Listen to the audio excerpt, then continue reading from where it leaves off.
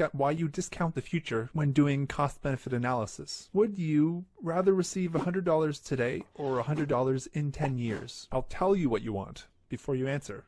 And it's going to be right. You would want $100 today because you can do stuff with it now. You could lend that $100 to the bank who will pay you interest for it, and after 10 years you would just have more than $100. Or you could buy a violin, a crappy violin, learn to play, and in 10 years make some sort of profession out of it, or just simply have gained that enjoyment from it. An enjoyment that you would have had to wait for if you had received $100 in 10 years. Day into the future is another day we are uncertain we will be alive, so we prefer to have things in the present. There is an opportunity to do things with money, goods, and services today, as well as an inherent risk that we might not be able to enjoy them in the future. Whether you're going to buy something or save the money, there's a greater value in having something in the present than having it in the future. It's not that it physically has less value. This isn't about inflation or anything like that. And for our purposes here, we're using the real value and assuming that $100 today buys the same amount of stuff as $100 in 10 years. It's just that having money, goods, or services earlier lets you do things with it that may increase its value to you. So when comparing costs and benefits across different time periods, we discount the future. We ask, what is $100 gained in 10 years worth today? What is the present value of $100 from 10 years from now? But let's first calculate what $100 from today would be in 10 years. Okay, what's the future value of $100 in 10 years? We'll use the bank's interest rate to represent that, because that's a good basis for what we would be doing with the money, just putting it in a bank. Let's assume the money grows by 5% a year with compounding interest. We would multiply $100 by 1.05 to grow it by 5%.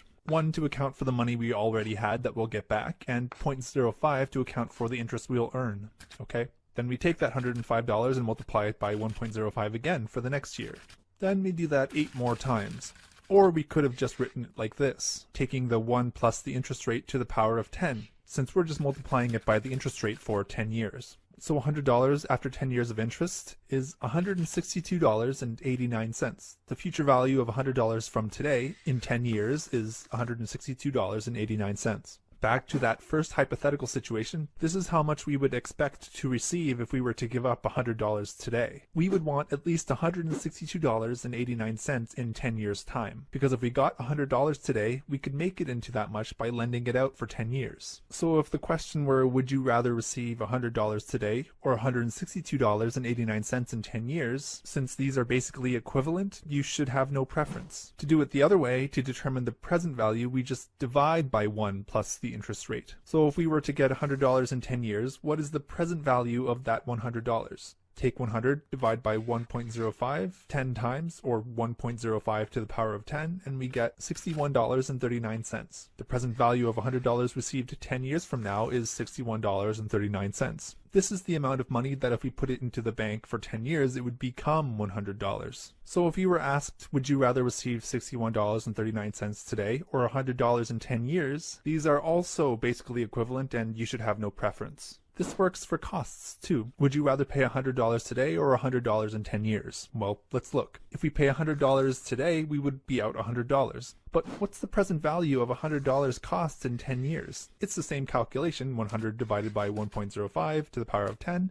is $61.39. So what that means is we could put $61.39 in the bank today and it would grow to become $100 in 10 years. So paying in 10 years is easier. That is, if you plan for it by saving now. Otherwise, it's still a $100 cost. Remember, it's not that the costs and benefits are less in the future. Discounting the future is just a decision-making tool. We can use it to compare the costs and benefits of different projects to find out which gives the greater payoffs when considering this time preference of money and how each dollar is valued at different times. The discount rate you choose is very important in this process. There's no hard rule for which rate you might choose, but it should be based on what the best alternative use of these resources are. So if you're a private firm doing a financial analysis, you may simply use the market interest rate or some other investment very similar to what we've been doing. Or if you have money coming in from different sources with different interest rates for the same project, you would want to use a weighted average discount rate. So like if 30% of your money came in from the bank at a 5% interest, but the other 70% came from investors that expect a 17% return, you would use a weighted average of the two interest rates. You would take 30% of your 5% interest rate and 70% of your 17% interest rate as your discount rate. So 3/10 of 5% is 1.5% and 7/10 of 17% is 11.9%. Add them together and you get 13.4%. And this is the discount rate you will use for this project. If you're doing an economic analysis, you will look at the economic opportunity cost of capital. What is the next best alternative use of these public funds? The economic discount rate will be different from a financial rate. It's typically lower. This is partly because public entities, the government, have more patience than individuals. The planning horizon accounts for more than just the lifespan of a single individual's viewpoint. So that preference of consuming something in the present and that risk of personally not being able to experience something in the future isn't as important a factor from a societal point of view. So more weight can be put on the future and a lower discount rate can be used. Remember, with a higher discount rate, less weight is given to the future. With a lower discount rate, more weight is given to the future. A discount rate of 0 would imply that the future has the same weight as the present. So an individual setting up a conservation park with a fee would expect higher returns and discount the future more because he expects to enjoy the benefits as soon as he can. Whereas a government is more patient and discounts based on everyone's ability to enjoy. Secondly, governments are usually able to borrow money at lower interest rates than private citizens or firms, and there is less pressure to gain immediate benefits. In other words, the opportunity cost to public projects is lower, so public projects use lower discount rates.